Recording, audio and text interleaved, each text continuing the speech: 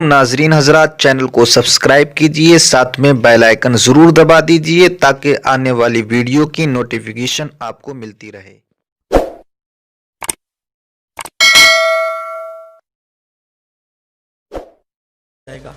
कितना बदतरीन अंजाम है।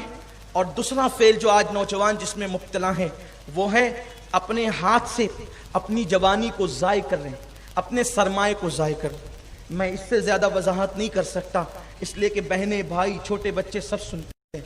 अब चूँकि हुक्म है तो इसलिए मैं ये अर्ज़ कर रहा हूँ, ये बहुत बड़ा गुनाह है। बल्कि जो ज़िना करे 10 मरतबा, जो 10 मरतबा ज़िना करे तो उसकी उतनी ताकत ज़ाय नहीं होती जिस्म की जितना अपने हाथ से अपनी जवानी की ताकत ज़ाय करने पर ताकत ज़ाय होती। और जो इंसान चंद मरतबा ये गुनाह करने का आदी हो गया, फिर अब उसकी तबीयत में कभी करार नहीं आएगा और वो उसी रास्ते से गटर में बहाता रहेगा अपनी जवानी को। फिर एक दिन उस पर ऐसा आएगा कि मिसाल के तौर पर जब टांकी का रखा हुआ पानी ख़त्म हो जाए, फिर उसके बाद मजीद आप मटके को या टांकी को धक्के दें तो अब पानी तो न निकलेगा, अलबत्ता जो उसका गुबार वगैरह होगा वो उससे बाहर आएगा। तो एक मर्तबा वो आता है कि फिर उस रास्ते खून जारी होता है, फिर वो पत्ता खड़कता है ना तो भी उससे डरने लगता है। पागल हो जाते हैं लोग ये काम करते हो। मेरे कौम के जवानों, हर तरफ से शैतान तुम्हें घेर रहा है। ये एक दीवाने की दीवानगी है जो आपके सामने आकर के लोग क्या कहेंगे इसकी परवाह किए बगैर हर गुनाह का जिक्र कर रहा है। अल्लाह जानता है सिर्फ नीयत ये है कि कोई बंदा इससे तौबा कर ले। पागल होने लड़के पागल, आंखों के इर्द गिर्द काले काले हल्के पड़ने लगते हैं, आंखें सुनी सुनी हो जाती है, जवानी लुट जाती है, मर्दानगी खत्म हो जाती है, सोचने की सलाहियत खत्म हो जाती है, चेहरा पीला पड़ जाता है, हत्ता के लोगों के दरमियान बैठना उसको अच्छा नहीं लगता, चिड़चिड़ा हो जाता है। बस ज्यादा नहीं, चंद महीने अगर उसने ये फेले बद किया कि अपने हाथों से अपनी जवानी को ज़ाय किया, फिर जब उसके सामने शादी का जिक्र होगा तो फिर वो चिढ़ जाएगा, मैंने शादी नहीं करनी। बिस्तर में चेहरे पे चादर डालकर मुंह छुपा छुपा के रोएगा, हत्ता के खुदकुशी करने पर आमादा हो जाएगा, फांसी लेने पे आमादा हो जाएगा। ऐसा मत करो। आप जानते हैं इसका नुकसान क्या है? अल्लाह अकबर। अल्लाह के रसूल अलैहिस्सलाम फरमाते हैं क़यामत का दिन होगा, कुछ नौजवान लड़के क़यामत में इस हालत में आएंगे कि उनके हाथ हामला होंगे, उनके हाथों को हमल होगा। अल्लाह के रसूल ने हक बयान करने में मेरे रसूल ने हया नहीं की है। मैं आपके सामने उस अमानत को सुपुर्द कर रहा हूं, हाथ जोड़ के कहता हूं, शादी की उम्र में पहुंच गए हो, आपको ये हक है कि आप अपनी अम्मी से, आप अपने अब्बा से अदब से कहो हमारी शादी कर दो। कोई ऐब नहीं है, ये मर्दानगी है कि एक लड़का अपने बाप और अपनी मां से कहे मेरी शादी कर दो। मैं इसको कोई ऐब नहीं समझता।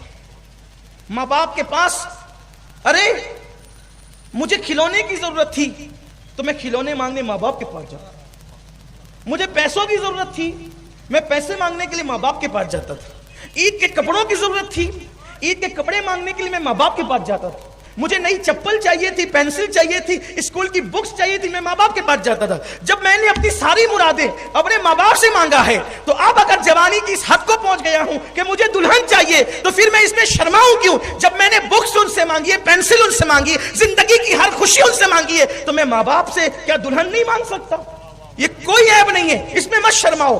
क्यों शर्मा करके झूठे मुत्तकी बनते हो, गटरों में जवानी ज़ाय करके, अपनी सेहत को ज़ाय करके? आप आगे उस पोजीशन में आप हक से कहो अम्मा मेरी शादी कर दो, मैं इस मंजिल पे पहुंच चुका हूं। और माँ बाप को भी चाहिए कि औलाद की जल्दी शादी करो, इससे पहले कि तुम्हारी औलाद अपना सरमाया गटरों में बहा करके नामर्दानगी की मंजिलों में पहुंच जाए। तुम अपने बच्चों की शादी कर दो। अल्लाह के रसूल ने फरमाया 3 चीजों में ताखीर मत करो, जनाजा तैयार हो दफन में ताखीर मत करो, नमाज का वक्त आ जाए नमाज पढ़ने में ताखीर मत करो, बेटा बेटी बालिगा हो जाए तो उनकी शादी करने में ताखीर मत करो। तो अर्ज ये कर रहा था, अल्लाह के रसूल फरमाते हैं क़यामत के दिन कुछ लोगों के हाथ जो है वो हमला होंगे और वो क़यामत में हाथों को पे हमल लेकर के आएंगे। लोग उनसे हैरत से कहेंगे, फरिश्ते कहेंगे हाथों पर हमल क्यों है?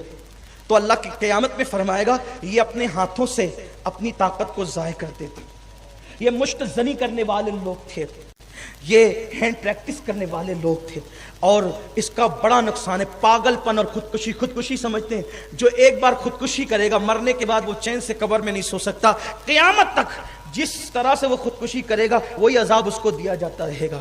نکلو، توبہ کرو۔ لوگ سوچتے ہیں یہ فیل بھی نہیں چھوٹ سکتا، سب چھوٹ سکتا ہے۔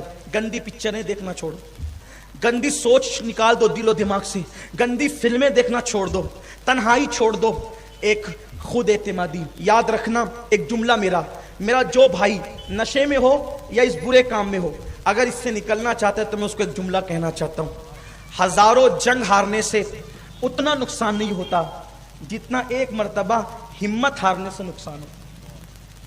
ہزاروں جنگ ہارنے سے اتنا نقصان نہیں ہوتا جتنا ایک مرتبہ ہمت ہارنے سے نقصان ہوتا ہے۔ اگر آپ اس فعل میں بد میں مبتلا ہیں، اب ہمارے پاس ہے، آپ نشے میں نا، آپ کو کوئی سینے نہیں لگاتا۔ سنی دعوت اسلامی گنہگاروں کو سینے سے لگانے کی تحریک ہے۔ ہم متقیوں کو کم، ہم گنہگاروں کو زیادہ تلاش کرتے ہیں۔ اس کی وجہ یہ ہے کہ اللہ کے رسول کے یہاں سب کو سینے لگایا جاتا تھا، جہاں کسی کی کوئی جہاں نہیں چلتا تھا وہ مصطفیٰ جان رحمت کے یہاں چلتا تھا۔ کسی نے کہا ہے وہی سنتے ہیں بولیاں سمجھ وہ سب کی، وہ سمجھتے ہیں وہی بھرتے ہیں جھولیاں سب کی، وہ سمجھتے ہیں بولیاں سب کی۔ آؤ آؤ آؤ بازار مصطفیٰ کو چلے، ہم جیسے کھوٹے سکے وہیں پہ چلتے ہیں، کھوٹے سکے وہاں چلتے ہیں۔